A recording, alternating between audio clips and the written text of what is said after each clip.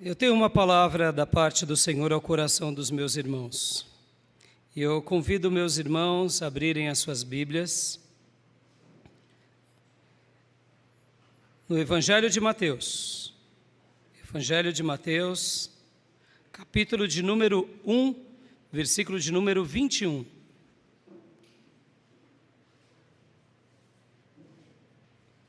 Evangelho de Mateus, capítulo de número 1, versículo 21.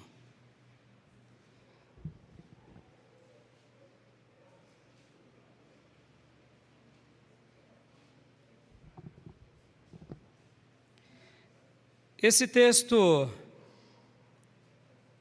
ele é uma passagem que fala sobre esse acontecimento do nascimento de Jesus. E eu quero ler aqui com os irmãos e orar, porque hoje a gente vai estar trabalhando sobre uma temática que, num primeiro momento, não é bem vista pela nossa sociedade, não é bem vista nem mesmo por nós. É um assunto que temos um pouco de aversão. Não estou me referindo ao Natal e nem ao grande episódio do Natal, que é o nascimento de Jesus, mas sobre algo que eu vou compartilhar com vocês. Mas, ao ler o texto bíblico e ao explanar e ao expor essa passagem e outras, vocês ficarão tão felizes de entenderem melhor sobre esse assunto. Vocês ficarão tão felizes que terão uma nova percepção sobre isso que a gente vai estar tratando hoje. Porque aqui o texto diz em Mateus capítulo 1, versículo 21, ela dará à luz um filho, e você deverá dar-lhe o nome de Jesus, porque ele salvará o seu povo dos seus pecados. Porque ele, Jesus, salvará o seu povo dos seus pecados. Amém? Vamos orar? Pai, derrama do Teu Santo Espírito sobre todos nós e fala conosco e nos ensina sobre esse acontecimento, sobre essa profecia, sobre as Tuas verdades. Tenha misericórdia da nossa vida e fala aos nossos corações, em nome de Jesus. Amém. O título da minha mensagem é exatamente essa expressão: Ele, Jesus, salvará o seu povo dos seus pecados. Sobre o tema Salvador, todos conhecem muito bem. Se chegarmos para qualquer pessoa no nosso país e perguntarmos quem é o Salvador, o que eles dirão? Jesus. Sobre isso não há muita dúvida. Sobre que Jesus é Salvador e que é Senhor, e aí outros ofícios, como o Rei dos Reis, é notadamente conhecido entre todos. Até aí tudo bem. Mas que Ele salvará o seu povo dos seus pecados, e a expressão que eu quero defender hoje é os pecados. Essa palavrinha que eu disse há pouco, que temos uma certa aversão. Mas você vai ver, irmãos, que ao entender sobre esse assunto, o nosso coração, ele recebe uma nova compreensão. Então, eu quero hoje meditar com os irmãos sobre isso.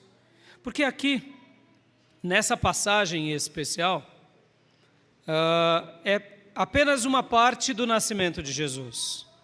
Vamos ler lá em Lucas, capítulo de número 1, versículo de número 26 em diante. Lucas 1.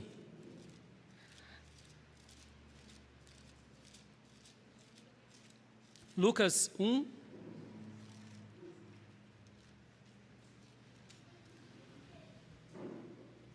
Versículo de número 26 em diante. porque aqui conta o nascimento de Jesus, de uma forma um pouco mais detalhada.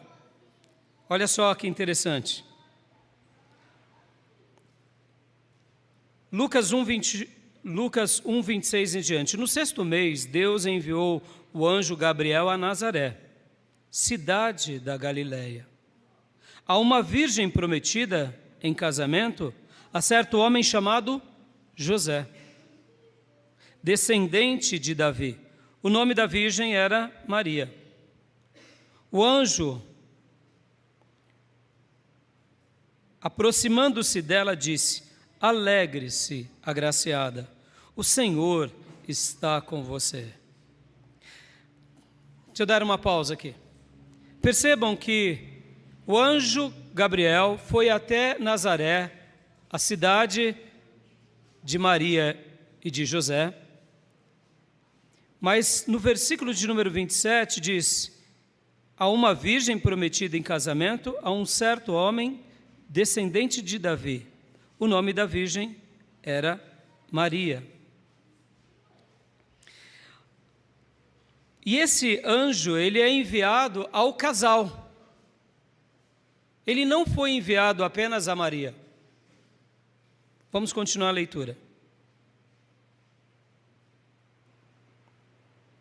Maria ficou perturbada com essas palavras, pensando no que poderia significar essa saudação. Mas o anjo lhe disse: não tenha medo, Maria, você foi agraciada por Deus. Você ficará grávida e dará à luz um filho, e lhe porá o nome de Jesus. Ele será grande e será chamado Filho do Altíssimo. O Senhor Deus lhe dará o trono de seu pai Davi, e ele reinará para sempre sobre o povo de Jacó. O seu reino jamais terá fim. Olha que interessante, irmãos. O anjo, então, ele é enviado a Nazaré, a cidade da Galileia, para uma virgem e dá uma mensagem a ela, mas esse anjo não é enviado apenas a ela, é enviado ao lar. A bênção de Deus atinge uma vida, mas essa vida é propagada em primeiro lugar no seu lar. E aqui a promessa de Deus veio a ela dizendo: fique feliz, alegre-se, porque você foi agraciada por Deus. Aquele que nascerá sobre você vai ser especial. Aquele que Deus está te dando vai ser uma pessoa notável. Ele é a descendência, ele é a promessa de Deus. E quero ler do versículo de número 30 em diante novamente. Mas o anjo lhe disse: não tenha medo, Maria, você foi agraciada por Deus. Você ficará grávida e dará à luz um filho, e lhe porá o nome de Jesus. Ele será grande e será chamado Filho do Altíssimo. O Senhor Deus lhe dará o trono de seu pai Davi, e ele reinará para sempre sobre o povo de Jacó. O seu reino jamais terá fim. Aqui, as palavras do anjo àquela simples mulher foram emblemáticas, porque ela, mesmo sendo descendente de Davi, era um lar simples. Ela não imaginava, deduzo, que ela seria condecorada em receber na sua vida e no seu lar o Rei dos Reis. Mas o anjo falou tudo isso para ela. E por que eu estou sendo enfático aqui nesse momento? Percebam, irmãos, em muitos momentos da nossa vida, chegam bênçãos de Deus imensas sobre nós. Maria aqui foi presenteada por isso. Ela poderia dizer: não, eu não sou digna. Eu não sou digna. Eu não mereço tudo isso. Mas nós conhecemos a história. E a gente vai ver que ela vai responder um sim para o anjo. Vai dizer: que assim se cumpra na minha vida. Então, guarde isso. O Rei dos Reis estava nascendo desse lar simples, desse lar de um operário. Continuando. Perguntou Maria ao anjo: como acontecerá isso, se sou virgem? O anjo respondeu: o Espírito Santo virá sobre você, versículo 35, e o poder do Altíssimo a cobrirá com a sua sombra. Assim, aquele que há de nascer será chamado Santo Filho de Deus. Também Isabel, sua parenta, terá um filho na velhice. Aquele que dizia ser estéril já está em seu 6º mês de gestação, pois nada é impossível para Deus. Respondeu Maria: sou serva do Senhor, que aconteça comigo conforme a tua palavra. Então o anjo a deixou. Aleluia. Perceba que esses versículos que mostram essa obra grandiosa, essa obra magnífica, porque aqui ela recebe essa mensagem de que sobre ela viria o Rei dos Reis. Todas as promessas do Velho Testamento seriam cumpridas no nascimento dessa criança. E como eu disse, ela era uma pessoa simples, uma pessoa como eu diria a maioria de nós. É claro que ela era uma pessoa especial com relação à sua vida, seu comportamento, assim como José era especial. Nós aprendemos que Deus jamais daria Jesus para ser criado a uma pessoa qualquer no sentido relapso da vida, uma pessoa ignorante às coisas de Deus. Não. Maria era uma serva de Deus piedosa, uma serva de Deus que temia Deus, uma serva de Deus que valorizava Deus. Mas aqui o texto bíblico mostra que o anjo, ao afirmar isso para ela, diz: inclusive Isabel, tua parenta, também está grávida. Porque para Deus não há nada impossível. Para Deus não há nada impossível. Guarda essa leitura, esses versículos. Sobre ela veio uma graça maravilhosa. O rei de toda a terra nasceria do ventre dela.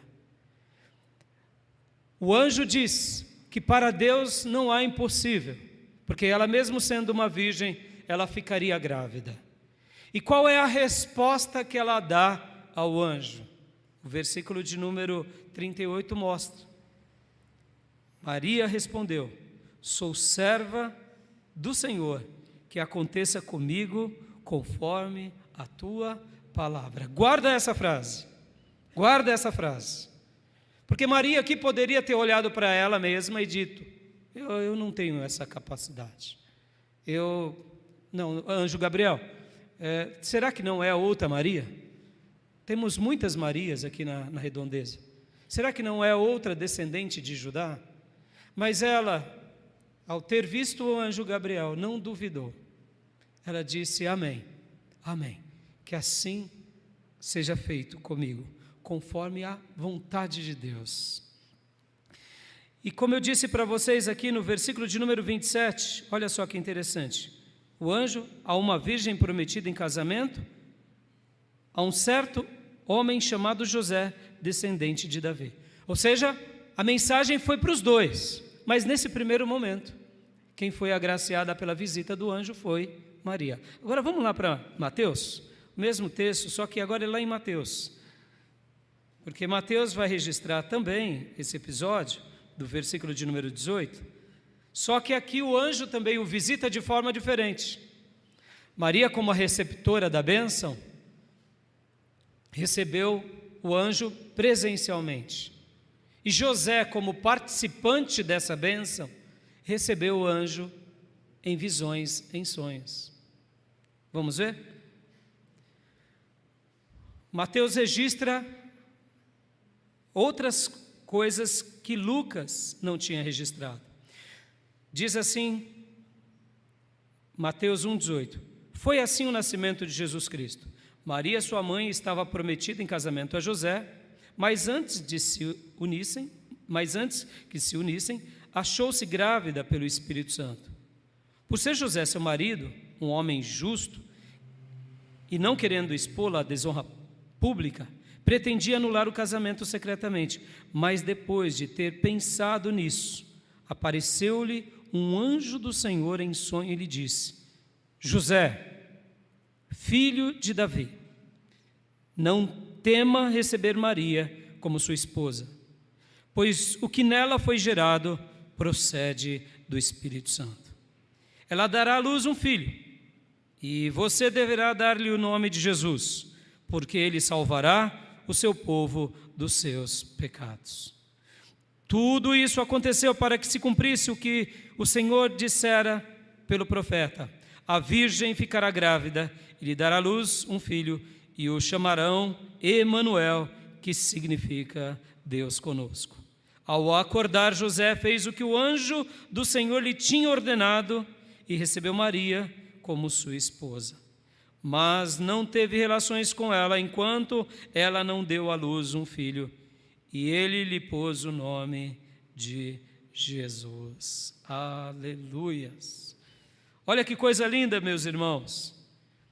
Ele pensando, como que eu vou explicar para toda a família dela, para os parentes e para o mundo, que Maria está grávida e que foi a promessa de Deus? Porque eu deduzo que em Israel, quando aparecia uma pessoa grávida, deveria vir um conto. É a promessa de Isaías.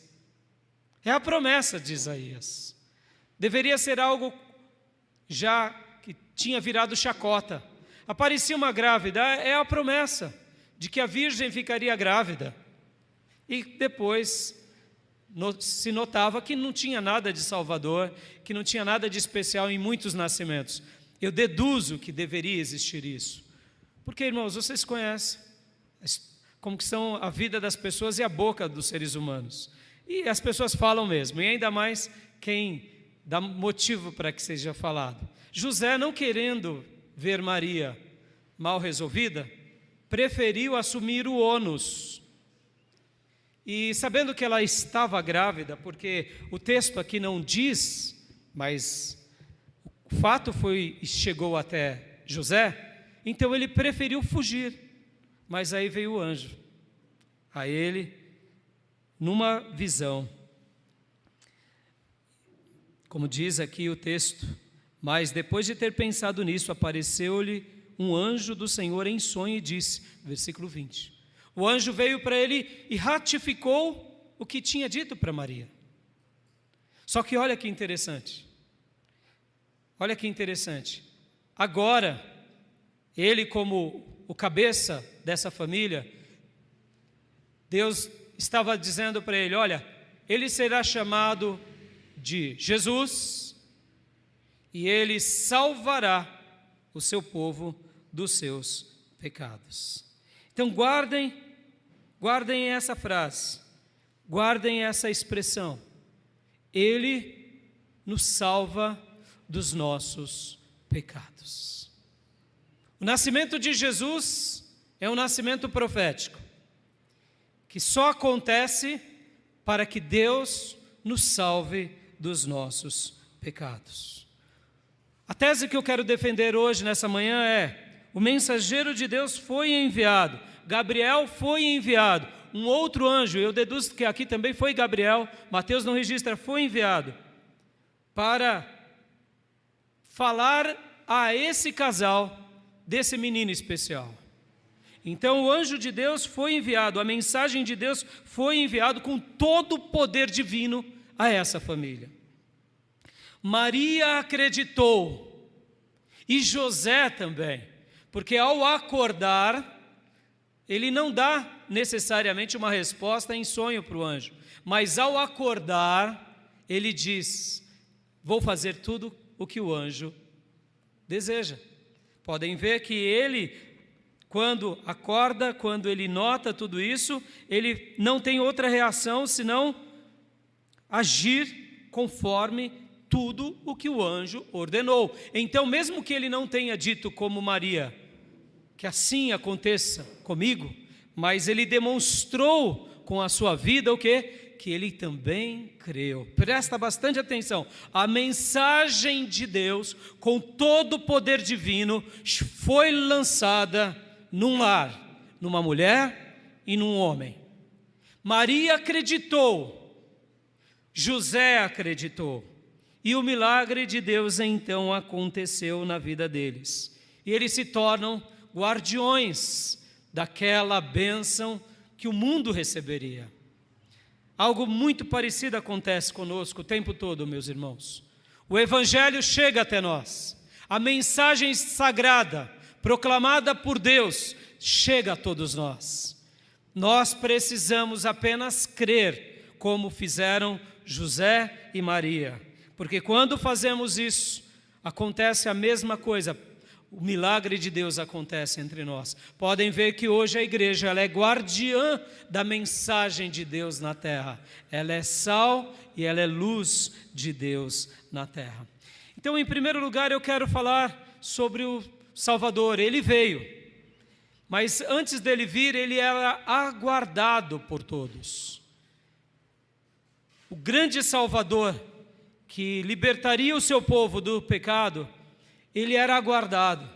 Os profetas falavam dele. E nós entendemos que quando eles mencionavam sobre esse Salvador, eles aguardavam, eles esperavam, eles ansiavam e eles acreditavam nessas palavras. E olha que interessante, irmãos, eles chamavam o Salvador de o meu Redentor. Jó dizia isso. O meu Redentor vive e em breve se levantará sobre a terra. Eles aguardavam o Redentor, eles aguardavam o Salvador, eles aguardavam e ansiavam para que chegasse esse dia. Os profetas também diziam que do tronco de Jessé, ou seja, do rebento de Jessé, viria aquele que tem os 7 Espíritos de Deus. Ou seja, eles esperavam esse rebento, esse que seria na semelhança de um tronco. Eles aguardavam essas promessas. Eles acreditavam que um dia o leão da tribo de Judá, aquele que teria o cetro, não só sobre Judá, mas sobre o mundo, viria. Eles ansiavam pelo Emanuel. Percebam, irmãos, todo o Velho Testamento vai dar pistas. Ele vai vir, e o nome dele é Redentor. Ele é o rebento de Jessé, ele é o renovo de Jessé, ele é o renovo mencionado em Ageu. Ele é aquele que de fato é o leão da tribo de Judá. Ele é o Emanuel, ele é o Deus conosco, ele virá. E o povo ficava nesse anseio. Quando virá? Como será? E Isaías 9:6, como foi lido aqui pelo nosso querido irmão José Lucas na abertura, foi uma das profecias mais lindas, porque em Isaías 9:6 diz que o governo de Deus estava nos ombros desse menino. Ou seja, todo o poder, toda a força, toda a autoridade do mundo estaria sobre os ombros dele. E Isaías 9:6 ainda diz, e o nome dele seria maravilhoso, Conselheiro, Deus forte, Pai da eternidade e Príncipe da paz. Os profetas diziam, olha só, quanto anúncio, quanta revelação, eles aguardavam tudo isso. Lá em Ageu 2:7, como cita na Vulgata, o desejado de todas as nações virá. Jesus era visto assim, ele era esperado, ele era aguardado. Israel desejava ele, os filhos de Deus ansiavam por ele, mas sobretudo aqueles que de fato aguardavam esse grande advento, quando virá o grande Salvador da humanidade, ou como eu disse, o desejado de todas as nações. Segundo lugar, como lemos aqui em Lucas e como lemos em Mateus, ele veio. Gabriel foi então a Maria, foi a José, e logo a sua mensagem chega a eles e eles creem, e o milagre acontece no coração deles. Meus irmãos, guardem isso. Eu sei que muitas vezes nós não entendemos a vida, nem a complexidade da vida, mas quando acreditamos nas mensagens de Deus, Deus muda o nosso coração, porque nada é impossível para Deus. Se Ele fez com que uma virgem concebesse, Ele pode mudar a nossa história. Esses homens foram abençoados ao crer no nascimento de Jesus. Essa mulher foi abençoada ao receber Jesus. Zacarias e Isabel também foram abençoados. Perceba que a promessa se cumpriu. E quando a promessa se cumpre, quem é abençoado é aquele que crê. E logo, depois de crer, é a nossa família. e depois são aqueles que estão ao nosso redor. E em terceiro e último lugar, ele nasceu, e ele nasceu para nos salvar dos nossos pecados. E agora eu quero ir a esse grande ponto, como eu disse no início, na minha introdução. Sobre o Salvador sabemos muito bem, mas quando falamos de pecado, temos muita dificuldade de acreditar. Eu sei que a religião causou em nós alguns traumas, porque há um discurso muitas vezes legalista da nossa parte, e todos nós, irmãos, somos legalistas, todos nós erramos nesse assunto, ora porque tentamos ajudar a nós mesmos e aqueles que estão ao nosso redor, mas guarde isso no seu coração, Deus não é legalista, Deus nunca foi legalista, Jesus nunca foi legalista. Sabe, mãe, sabe, pai, quando você corrige o seu filho querendo que ele seja um grande trabalhador, que você diz para ele como se você fosse o trabalhador mais exímio do mundo? O que é o discurso desse pai que está tentando ensinar o filho a um caminho de uma profissão nobre? É um discurso um pouco legalista. O filho não vai olhar para esse pai e vai dizer assim: pai, o senhor não é o melhor trabalhador do mundo. Porque se esse pai foi um pai digno, se essa mãe foi uma mãe digna, mesmo que o discurso da mamãe e do papai foi um pouco legalista, no fundo, aquele rapagão, aquela moça bonita, só chegou onde chegou porque teve um pai que a amou, uma mãe que o amaram, não é verdade? Então um filho sensato, ele olha e diz: de fato, meu pai não é nenhum extraordinário na terra, mas ele foi um bom pai, ele foi uma boa mãe. Sobre os assuntos da religião, a gente faz a mesma coisa. Quantas são as vezes que uma mãe desesperada pelo filho que está no pecado, ele diz: filho, você está indo para o inferno, pare de ir para o inferno, filho. Filha, saia da morte. Nós podemos ser vistos como pregadores legalistas, mas é o medo de ver alguém morrer no pecado. E eu sei que muitas vezes, como igreja, nós também temos essa deficiência. Por quê? Porque quando a gente aponta o erro do outro, o nosso erro fica menor. E essa é uma prática que fazemos como ninguém. Somos bons para apontar pecados alheios. Porque quando potencializamos as feiuras, os demônios dos outros, os nossos capetinha ficam bem pequenininho. E é por isso que a nossa sociedade faz isso, o tempo todo. Podem ver que isso acontece na política. Fulano é um ladrão, Beltrano é um corrupto, mas eu, nas minhas pequeninas corrupções, café pequeno. Percebam, o legalismo está em nós. Mas agora eu quero que você veja não o discurso da religião, não o discurso nosso ou as nossas falhas, porque todos nós, irmãos, sobre essa questão nós nos igualamos. Todos nós somos pecadores. Amém, meus irmãos? Não há um único justo sequer, exceto Jesus Cristo, o Senhor. Amém? Então, quando nós temos essa consciência, e quando nós limpamos as arestas do legalismo, falar sobre o pecado se torna uma coisa necessária.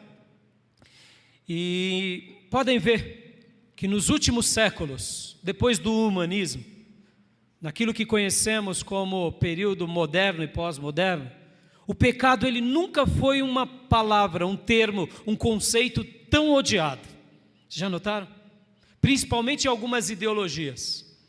Quando falamos sobre pecado, parece que a pessoa vira um demônio. Porque você está falando sobre esse tema? Porque parece que virou uma ofensa falar sobre o pecado. Mas percebam o que o anjo disse para José. Ele, Jesus, salvará o seu povo dos seus pecados. Aleluia. E o que é o nascimento de Jesus, senão o grande marco de Deus nos salvando do pecado?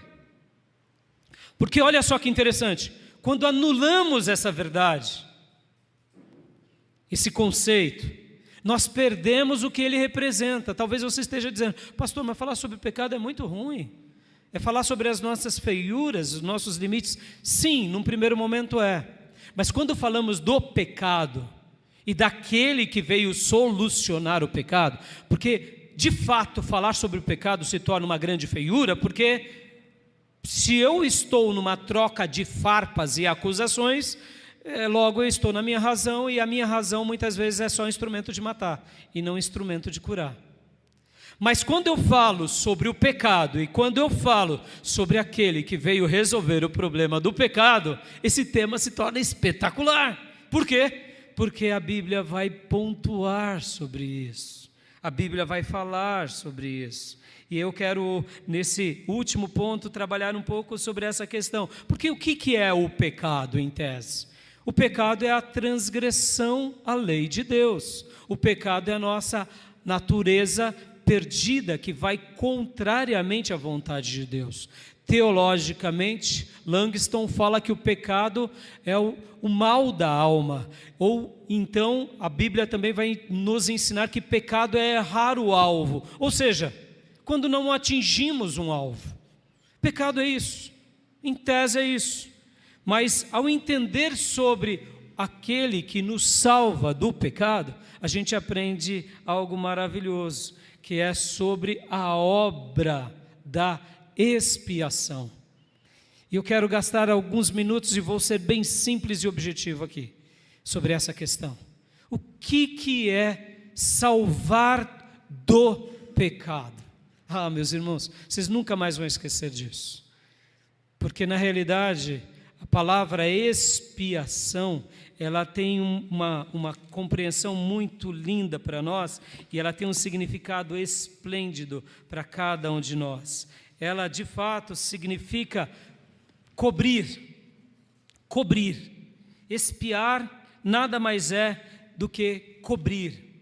Cobrir do quê? Cobrir os nossos erros, cobrir dos nossos pecados.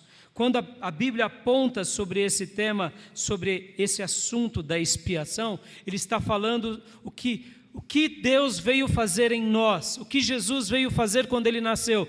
Ele veio cobrir cada filho dele, cada filha dele, agora com a sua graça, com o seu amor e com a sua misericórdia. Podem ver que o texto que lemos de Mateus 1 diz que veio salvar o seu povo. Percebam que não são todos os povos, é o seu povo, do seu pecado. Porque Maria, quando ela recebeu a promessa do anjo, o que ela fez? Ela acreditou na promessa do anjo. Ela de fato disse que assim se cumpra na vida dessa serva de Deus. E José cumpriu com tudo o que estava ordenado. Ou seja, a cura do pecado só acontece sobre esse que crê. Quem não crer no Filho de Deus não é coberto pela graça de Deus, não é agraciado pela misericórdia de Deus. Então, essa palavra expiação vem de uma palavra no hebraico que é cobrir. Há uma outra palavra que é uma somente. O que é a obra do perdão em nós? É ter sobre nós agora a mente de Deus. Pare para pensar num dado momento. Nós merecemos a salvação de Deus? Não. Por quê? Porque somos pecadores. Mas Deus, então, Ele sonha em nos dar o Salvador, o Redentor. E Ele usa os seus servos para profetizar, e as pessoas aguardam, e Ele vem. Mas Ele nos dá uma condição. Qual é a condição? Vocês têm que crer. Porque na hora que vocês creem, vocês são perdoados.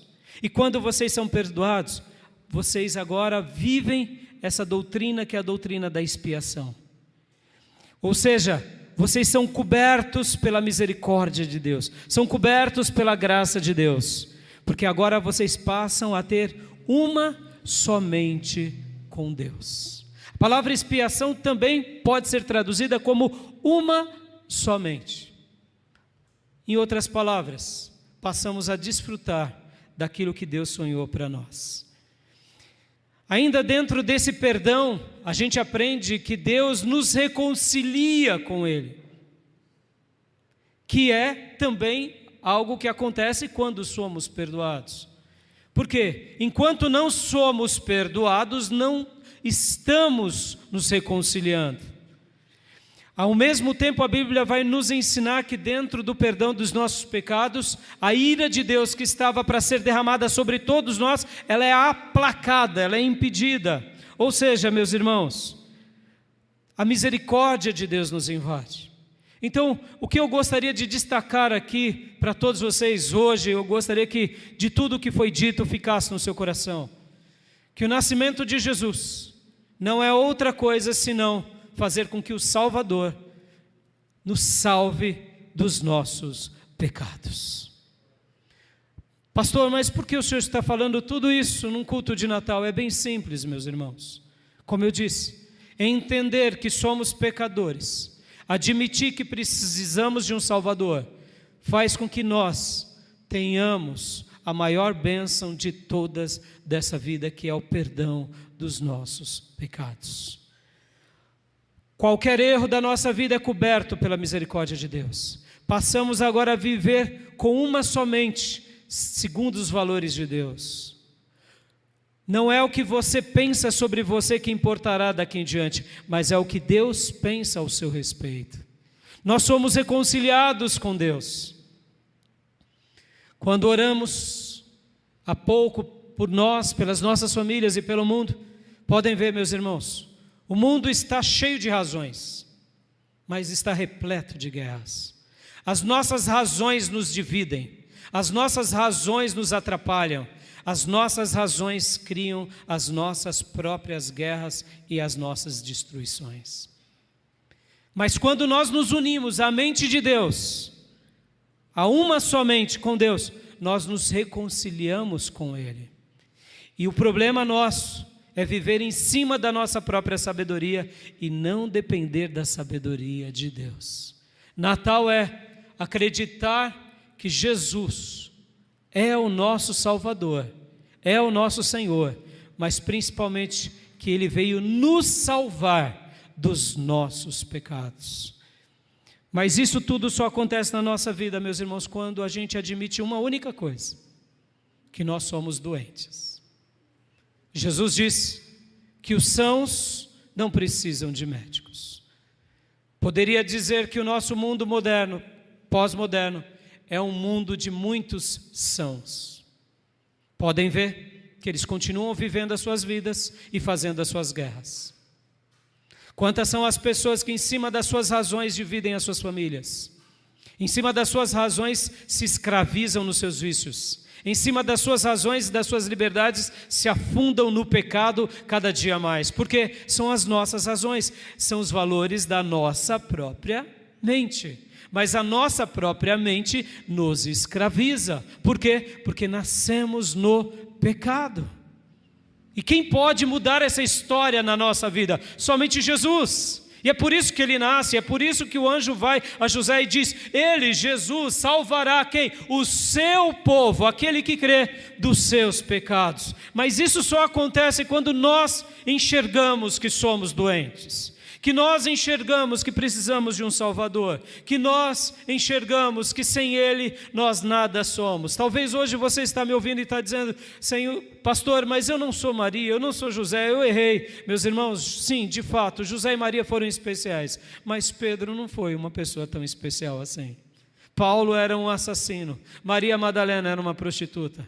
Ou seja, essa palavra, que é a palavra da misericórdia de Deus, veio sobre todos os habitantes da terra, e felizes são aqueles que creem em Jesus.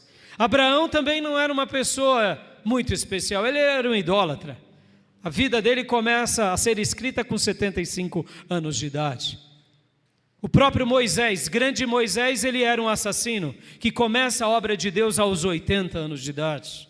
Mas qual foi a mudança na chave da vida deles? Eles passaram a crer em Deus. E quando nós cremos em Deus de todo o coração, aquilo que Lucas escreveu, que não há nada impossível para Deus, acontece na sua vida também. Deus te cobre com o seu sangue. Você e eu nos tornamos perdoados. Nós nos tornamos uma só mente com Deus. Deus nos reconcilia com Ele. A ira que virá sobre o filho da desobediência não cairá mais sobre nós. Por quê? Porque recebemos o grande presente de Deus, que é Jesus.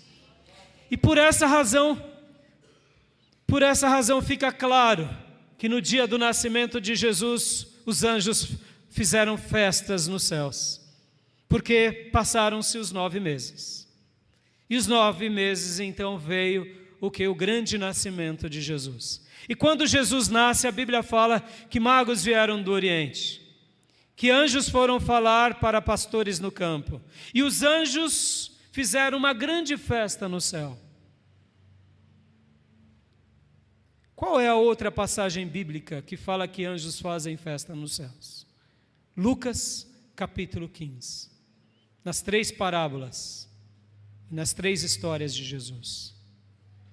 Na história da ovelhinha perdida e na história da dracma, a Bíblia fala que quando um pecador se arrepende, há uma grande festa nos céus. Os anjos celebram, porque pecadores se enxergam como doentes e que precisam da cura. E os anjos, ao verem pessoas aceitando o grande presente de Deus, celebram. Por quê? Porque, de fato, o grande propósito da vinda de Jesus sobre a terra se cumpriu naquela vida, daquela pessoa, daquele ser, que para muitos é um miserável, um condenado, mas para Deus passa agora a ser filho de Deus. Por quê? Porque se reconheceu como doente e buscou crer em Deus e no Filho de Deus como o Salvador dos nossos pecados.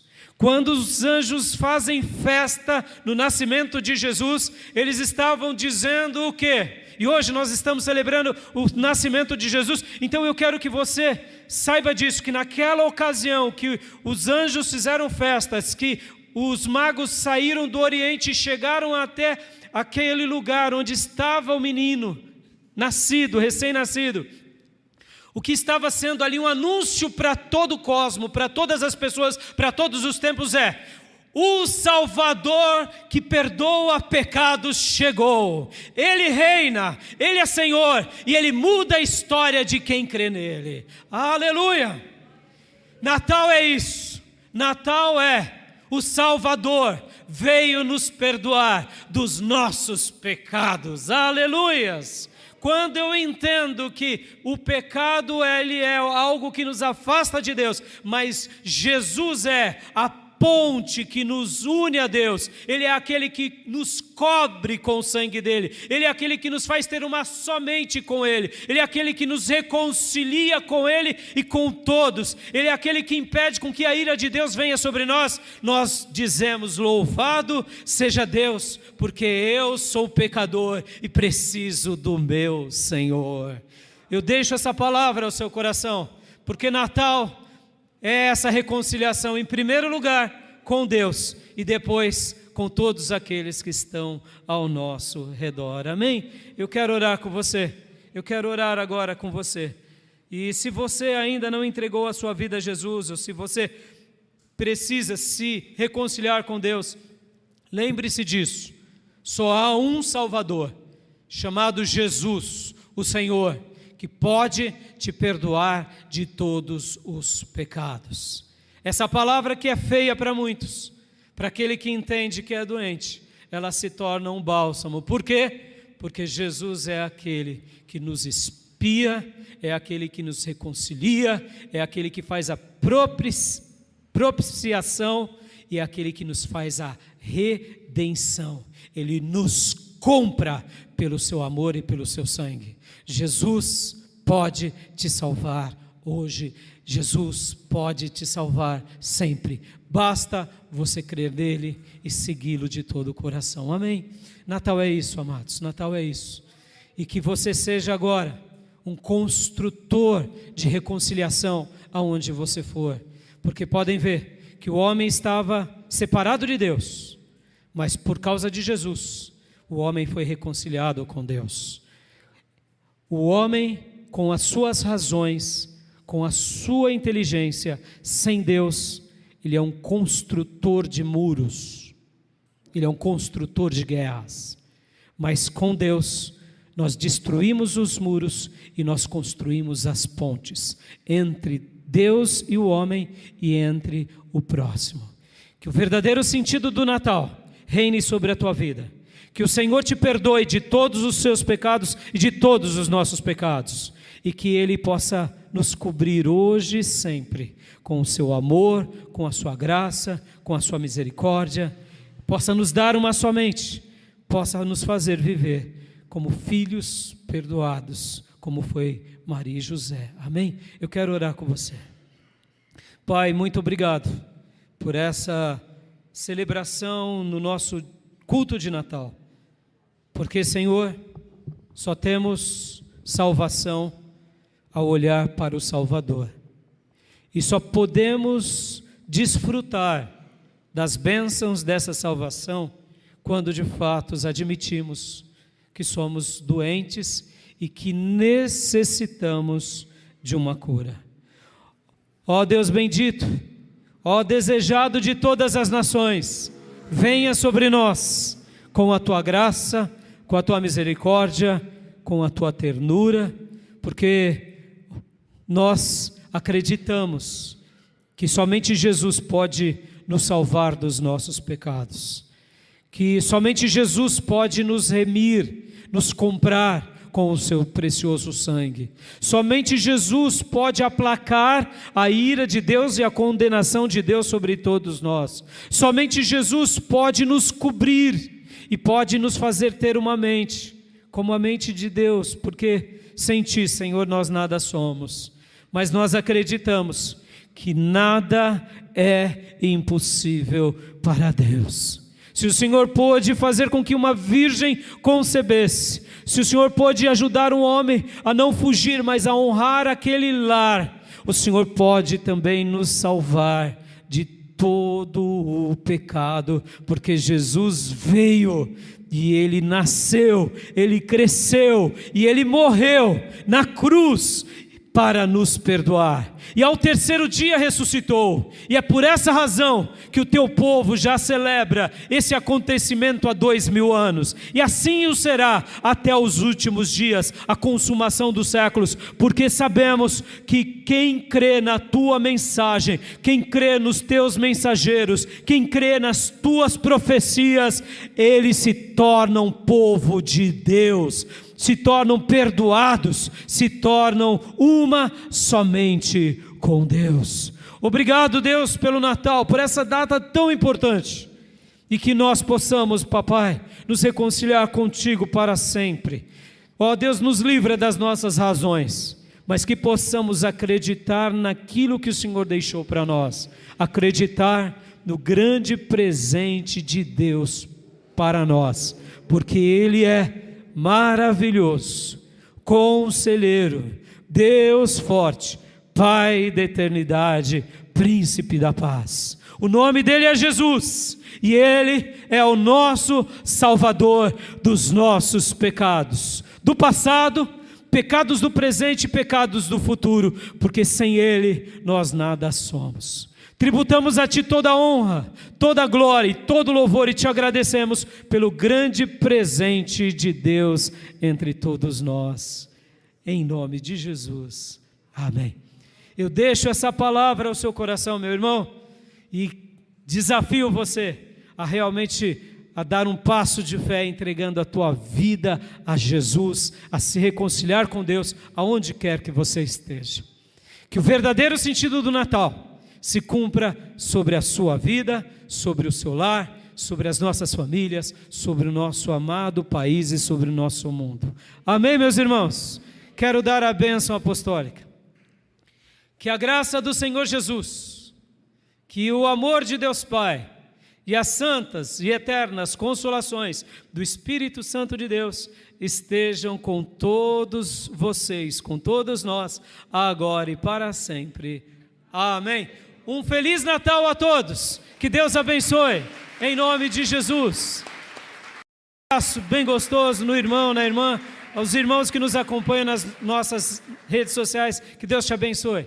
Podem se despedir, irmãos. Está encerrado.